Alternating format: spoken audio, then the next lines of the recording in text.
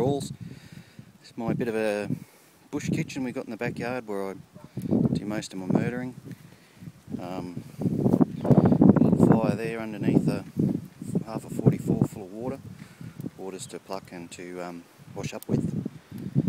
All this crap come from the dump. It's an old piece of steel mesh across a couple of old 44s, and bits of old tin, and the universal building equipment, the star picket, put to good use. Bit of a spit. It's an old plastic table from round the barbecue area. You use that because the plastic dries off, it's easy to clean. Sits out in the sun so it dries out properly. It's all my bits and pieces, I'll go through with them in a minute. There's an old stainless steel sink from the dump. It's not usually that clean. I gave it a bit of a tub, and it's not plumbed in yet, so I run a hose down from up in the yard. This is the chopping block. A few nails poked in the top to hold their heads while you do the deed. Things I need are a bucket, some soapy water, a bit of detergent I flogged off the missus, a bottle of white vinegar. It's good to keep all the surfaces nice and clean. It's an old wooden chopping board, bit of a bucket to put bits in, rum, just because, knives, bits and pieces. These funny looking bent fork things here are just for raking the guts out. I got these blokey size hands that don't really fit up a chook real well, so I use these things to get right up and get lungs and crap out. I've got a big knife there for tidying up necks and thighs and stuff off. Axe. Just make sure before you start all your equipment gets a good sharpen. Nothing worse than half doing it.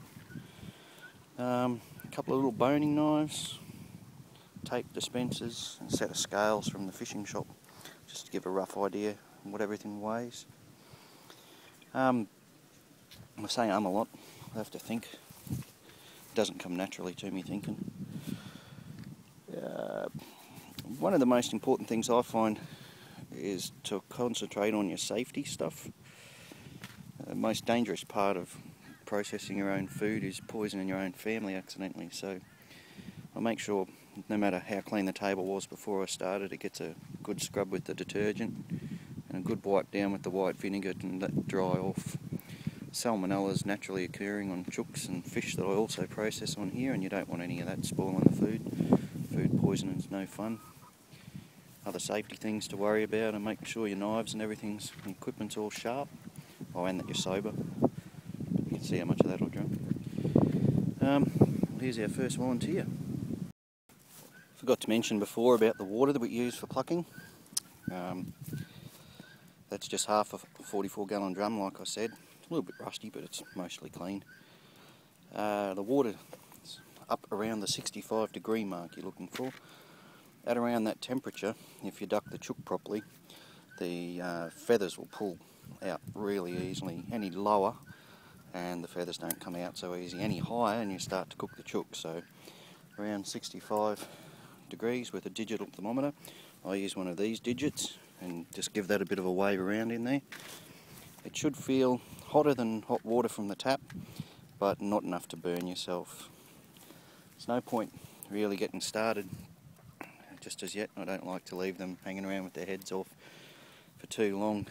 Bacteria multiply between 5 and 65 degrees really rapidly, so the longer I leave them hanging around unprocessed, the more risk there is that bacteria will start multiplying and ultimately poison my family, who won't talk to me for a couple of weeks. I'll turn this on again shortly.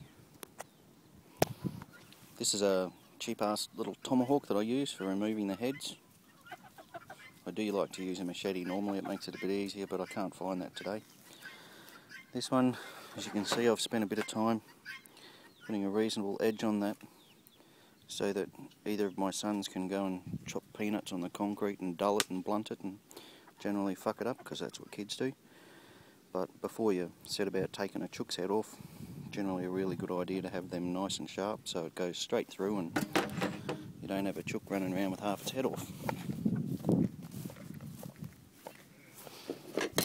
This is just a little 5-inch boning knife.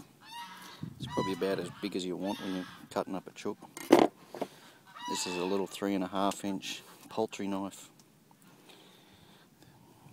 I'd try and tell you what brand they were, but it's difficult to pronounce. Eka or something. This is an absolute piece of shit that you should never use. It ruins your blades. I use it on the axe. I wouldn't touch a decent knife with it. And I showed you me fork things before. Really important that you make sure that your knives are sharp too. A lot of accidents with knives come from people using blunt knives. Anyway, I'll have another run while I wait for that water to get hot enough.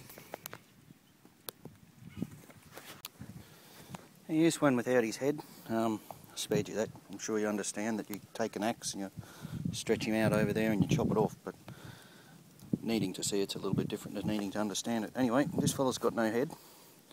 I'm going to dunk him in this water now.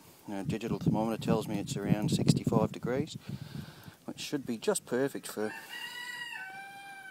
loosening up those feathers on his wings.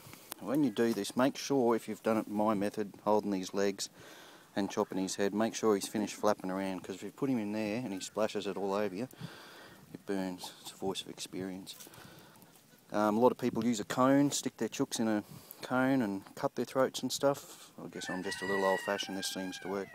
Anyway, into the water, right in, do him a real good dunking right in there. Work the water right into his wings, get it right in amongst all the feathers. Good soak won't cook him. I was a bit worried when I first started doing this that I'd end up cooking them, but it won't. That's why our water temperature is 65. Now you can check whether he's dunked enough. Pull him out.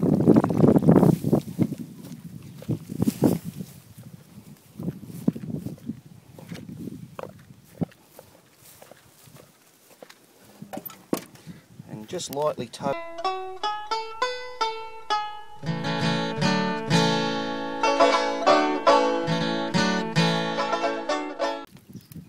My lovely assistants are back from their birthday party. Say hello. No, it's human speech, you're capable of it. Hello. Oh, one over there. Just plucking the last of the little feathers off these three here. You can see they come off really easily. Good big fatty chooks too.